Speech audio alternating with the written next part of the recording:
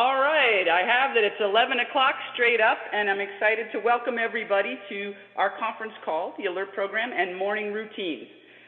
This is a dream come true for me because I have all these great colleagues with all this tremendous information, and we all are so busy we never get a chance to talk to each other. So I thought, let's make a time to talk to each other. So I'm joined today by my colleague and friend, Carla Cay Williams. Welcome, Carla, and say hey so everybody can know your voice. Hi, everyone. And you'll know mine because I'm the big mouth of the two of us. That's just kind of the way it shakes down. Many of you may even recognize Carla's voice or have had the pleasure of hearing her speak in person.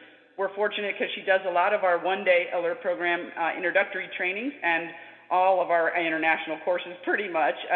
She's also an expert international speaker on sensory integration issues. And when I was getting our questions together and thinking of organizing our talk here today, I was so excited because I thought, well, between Carla and I, we have 50 years of combined experience. And then I thought, oh, I'm not going to disclose how that breaks down in terms of years. We'll just go with that. It's a lot of experience. So the two of us can talk. Let's just say that. So mainly our goal when I thought of this is that I wanted to make sure that because it's such a short amount of time, that we kind of just emphasize two pieces and do as much as we can in terms of organizing and talking about some of the information. And I think one of the things that, as Carla Kay and I were talking, is that morning routines are kind of the bane of existence for lots of our families and not being able to start their day off in the way that they wanted to. So we'll kind of go with two themes in our talk because it's always easier for us to talk longer than shorter, and we want to do this on time here. Is we'll make sure to try to keep it really simple, and we'll keep coming back to that point. I know you've had experience with that, Carla, where if we give families too much or if we try too many things at one time, we're just going to get overwhelmed, and then we won't be able to get any of it done. So keeping it simple, going at it slowly and systematically sometimes can be our best deal. And then setting people up for success. I know that's a huge emphasis of Mary Sue, Carla Kay, and me in our Alert Program work over the decades. I think that's what a lot of what our intention with the Alert Program was, is that it gives us a framework in a way to grasp all this incredibly complicated stuff about sensory processing, the sensory routines, sensory diet, that the Wilbargers came up with that word, and it really is such a meaningful way of framing the information. So I'll ask Carla to start us off with some of the basic considerations we thought of when we were thinking of morning routines and how we want to help to support our families, and how those of you that are therapists, I know we have lots of folks with lots of experience on the call today, how lots of you talk with families in order to support them when morning routines are a struggle. So take it away, Carla. Give us a couple basics here. Well, one of the first things that we talked about when we were getting ready to talk about morning routines is that we even need to take a step backwards and talk about bedtime routines. And Sherry was joking that actually is going to be the next conference call. That's talking right. about bedtime routines. Because we thought we can't do too much of that in this one, so we'll follow up next month with bedtime routines. So in that, what we really wanted to emphasize when you're even thinking about bedtime routines is just making sure that kids get a good amount of uninterrupted sleep before they have to get up in the morning. So there are all kinds of studies out there.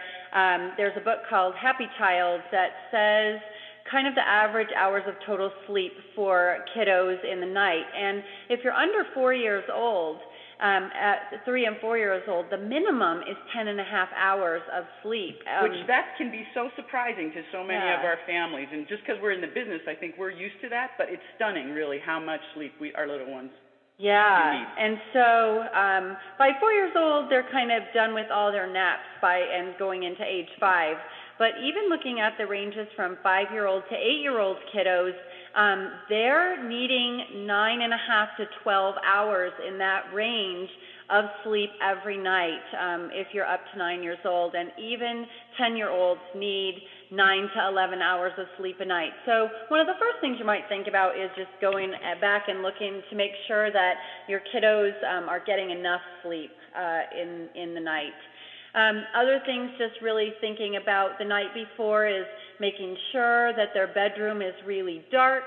That's the way to kick on the melatonin, that there's not lights, there's not clock radios, there's not screens left on, anything like that in their rooms. And back to the screens too, just making sure that you're limiting screen time before bed, making sure that that hour or two before bed is not the time they're doing screen time, just because that can disrupt and interrupt screen time or interrupt sleep time also. And I know that at our Maryland conference in this last fall here, we had a psychiatrist that was attending, and she had just been to the International Attention Deficit Conference and was saying that some of the new research projects are on how many hours of sleep, uninterrupted sleep, are folks who have those diagnoses of attention deficit are needing, and that they're requiring significantly more sleep than our typical or neurotypical population, if there is a neurotypical. That's always an interesting concept to me. But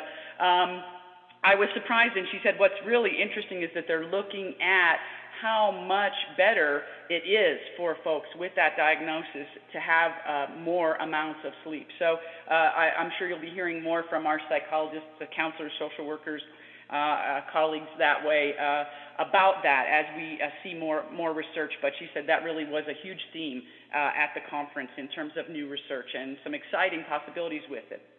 And then those of you that just want to look up some simple stuff but don't want to get too excited about reading any research articles about the chemistry and neurochemistry of sleep, just the website about.com. So that website, about.com, many of you are familiar with that.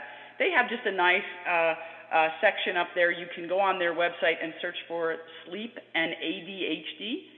And they have a wonderful little article that's nice and simple. It talks about some of the chemistry and the hormones that are really important and are really crucial to what we call good deep sleep.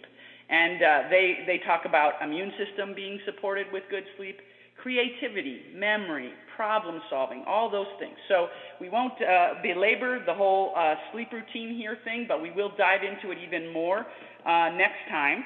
But just talking about making sure, obviously, to have a good morning, if we can have a good amount of that deep sleep the night before, we're starting with the best that we can do that way.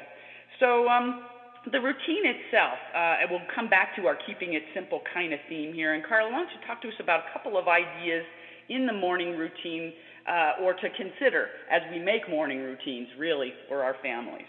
Well, for those of you who've been to the one-day course or a two-day course, a lot of what we talk about is just reading all the signals to find out what's working and what's not working. So for some of you, you already know what your kids like and what they don't like. So here, too, is where we have to ask ourselves, what's really important and what's really not? So who's it important to? Are parts of the morning routine just really more important to the parent, or are they really more important to the child? And which one of those important things do we want to hit? Like, how good does the hair need to be combed? How good does the bed need to be made? All of those kinds of things.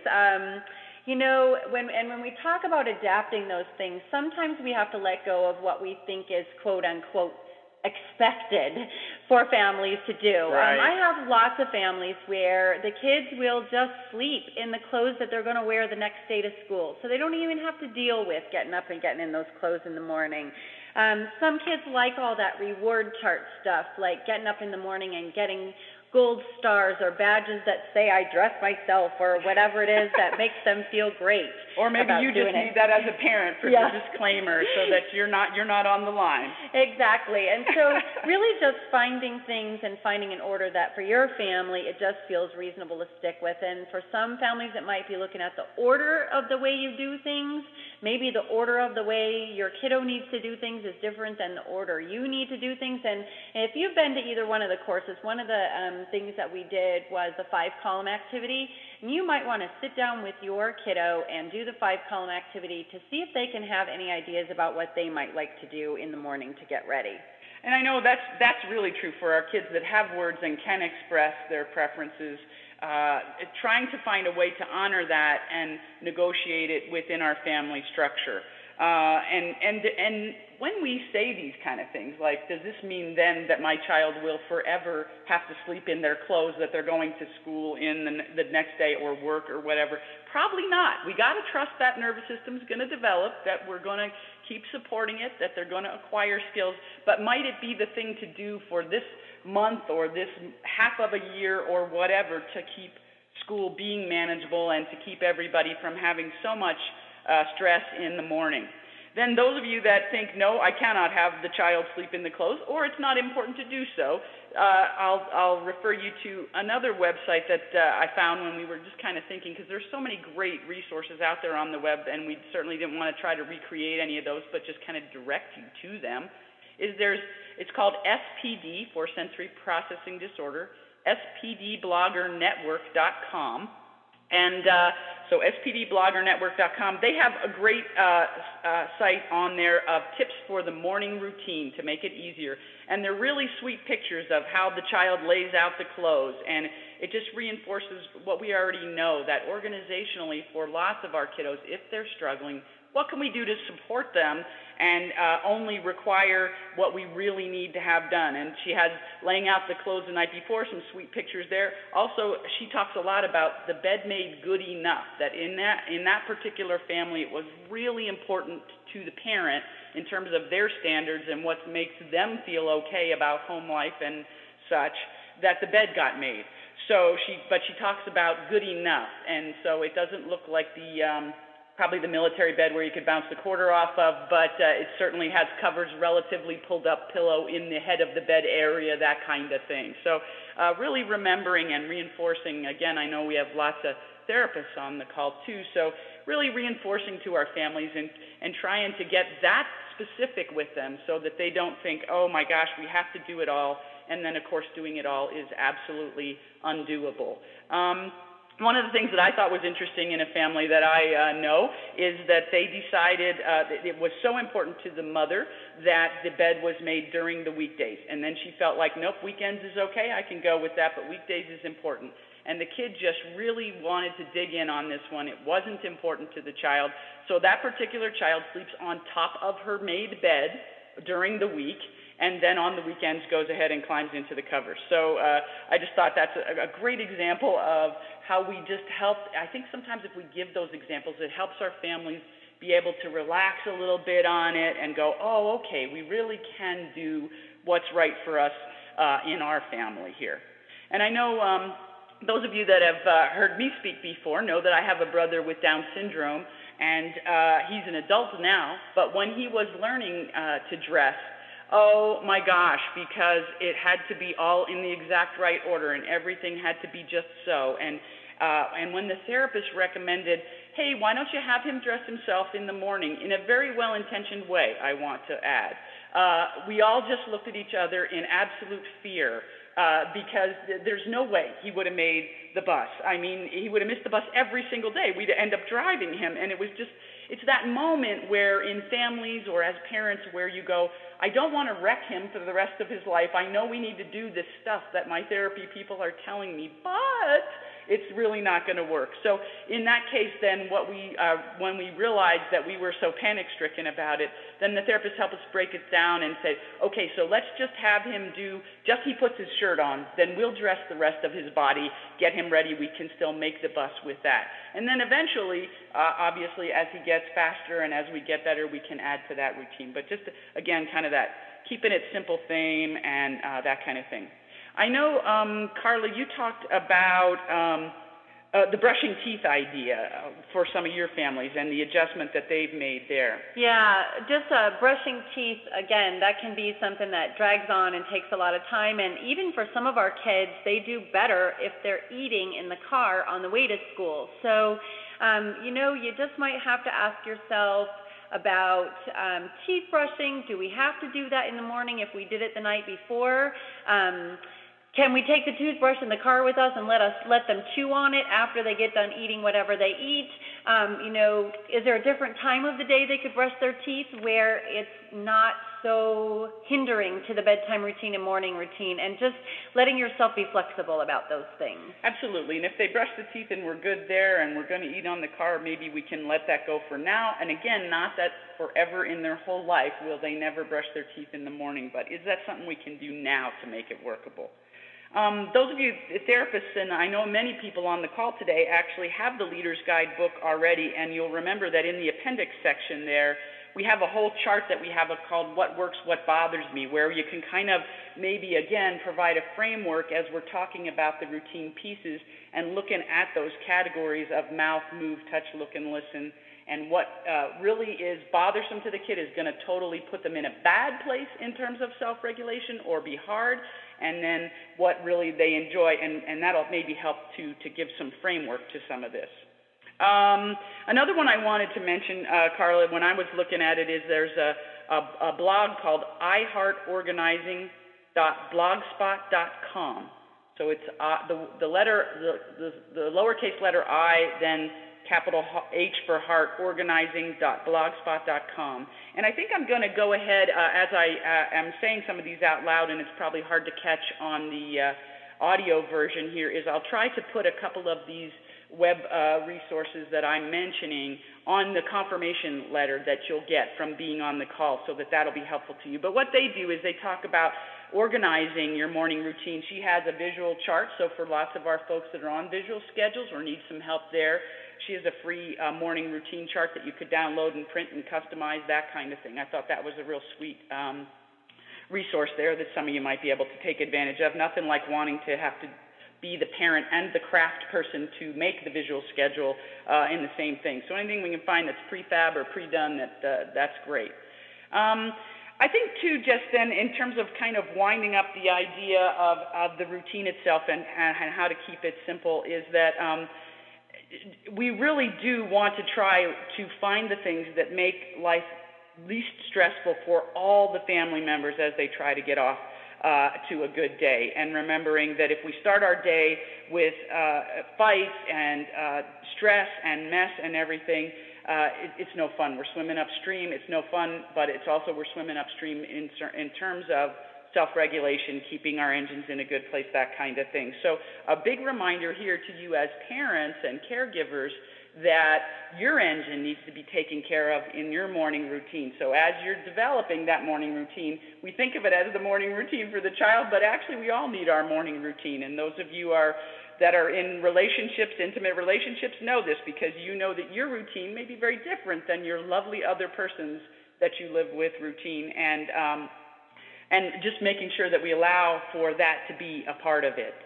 And then we'll end this section. I was teasing Carla Cay. I said co-regulation, co-regulation, co-regulation. You know that when we go off, when we get mad, when our engines go high, it has an effect on our other folks, our clients and our little people and the folks that we live with. So it's a little bit like they say in the airplane, to put your oxygen mask on first, get your self-regulation tended to first, and then go ahead and do the things that help your child or your loved one that way. So just think of it as that important. We are giving you permission here in this phone call to make sure that you do take care of yourself. It's huge, and we all know that. So great. Let's talk a little bit about some strategies, Carla, and we'll go through the mouth, move, touch, look, and listen. This call was designed for folks that are already familiar with the Alert Program materials, and you know that we kind of arbitrarily set up those false but easy to understand categories that sensory strategies aren't always in only one of those, obviously, but it's a nice way to be able to teach and share the information. So, and as we go through some of the strategies, those of you that are more experienced, just go ahead and pat yourself on the back that you're on the right track in the information that you share with your families or whatever. But we'll kind of start in, and Carla, give us a couple of mouth strategies that we can think of in terms of our morning routines here.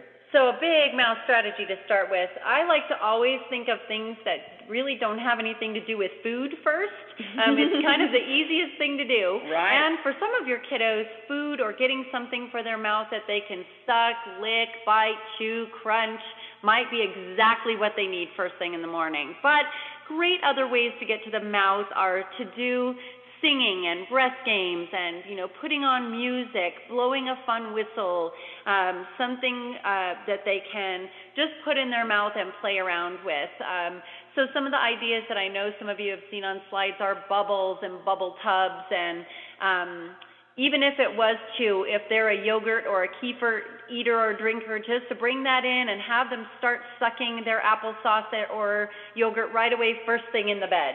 Absolutely, because we know that resistive suck, those of you that have gotten to see some of our information, and of course that of our colleague Patty Otter, who has done so much tremendous work, and Eileen Richter, Sheila Frick, the authors of that More book, and we can put a little reference in on that when I send you of where that's available. When I send you the confirmation email, I'll have our folks do that. But resistive suck, so sucking something thick through a straw and making the mouth work that way is really organizing. So our kids who wake up disorganized, don't know how to get socks, shoes, have any order to anything, that's where we want to go. For our kids, again, and you'll find some of this information too in the Take 5 book, crunchy, tending to be a little more alerting. So we're going to want to look at crunchy things if we're going to do food right away, that's going to have, so crunchy protein bar or something that way may be the thing. Whistles and things, harmonicas, kazoos, that's all great ideas, except that really might not work for the engines of the other family members. So that's, again, where we're going to have to look at that negotiating what's a reasonable kind of a thing.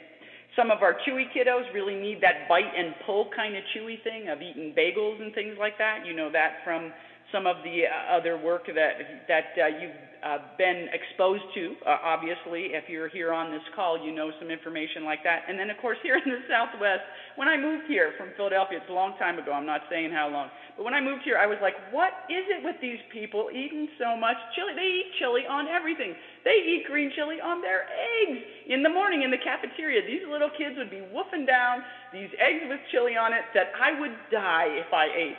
And yet, like a good Southwesterner, I have accommodated and now been addicted to my chili. But it is kind of an alerting thing, and so it's kind of interesting to me that that's a possibility for a lot of our kiddos.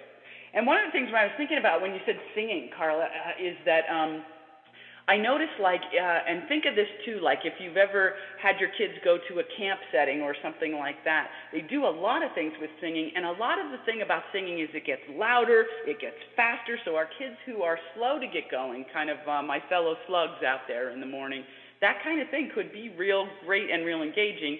If you're a person that wakes up all perky, this makes absolutely no sense to you, and that is the point, isn't it? So there we go. So just we're going to touch on some of the strategies because I feel like those are really in our materials, and we'll kind of move through a couple more suggestions. Start us on some in the move category, Carla Cay. Well, if you're already singing, getting up to move with that would also be really great. But a lot of times, too, and we've had comments from other parents that say, it's really hard to get my kid to do something for their own body in the morning. And the reality for some of our kids is that we need to do things for them. So we've had kids who say, I love it when my mom shakes me right out of bed. She goes in, she shakes the bed, and she shakes it and shakes it and shakes it till I fall right out, and then I'm happy. I have another mom who will just go in and wriggle and wiggle, but give a lot of deep touch, and we'll talk about that in a minute too. One of the suggestions that Pat Wilbarger makes in her sensory defensiveness course is just getting kids up and letting them jump on the bed first thing in the morning. And maybe your bed isn't the place that's okay, but maybe if they know they can get off the bed and do wrestling time on a therapy ball in their room, or if you have a mattress in another room on the floor that they can go jump in, maybe you drag them in a blanket to the other room and let them jump on the mattress outside of their room. And I've even had moms that say they just do tug of war with a blanket or a towel while they're in the bed. So we're really working on the getting them up, that we know that for lots of our little ones, it's really just the act of getting them vertical is tricky. So I think the mattress companies probably totally approve of the jumping on the bed philosophy. I don't know how many others do, but it's really good. And just really remembering that big activity is maybe an intensity that lots of our kiddos are going to need. And will they need it when they get to college? We don't know, but we have to trust, again, the nervous system will develop. So we want to do that.